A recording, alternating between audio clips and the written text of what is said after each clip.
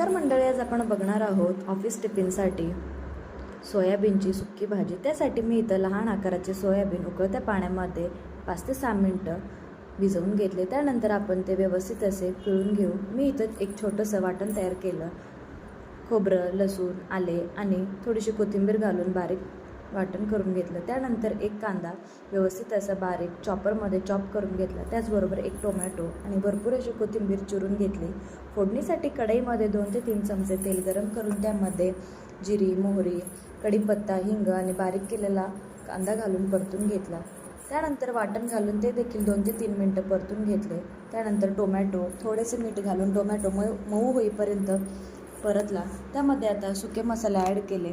अर्धा चमचा हळद, 1 चमचा धने पावडर, 1 ते 2 चमचे मी इथं घरचा कांदा लसूण मसाला, थोडासा गरम मसाला घालून ते देखील व्यवस्थित तेल सुटेपर्यंत परतलं आणि थोडेसे पाणी घालून त्यानंतर आपण घेतलेले सोयाबीन आणि चवीनुसार मीठ ॲड करून ते देखील व्यवस्थित असे परतून घेतले।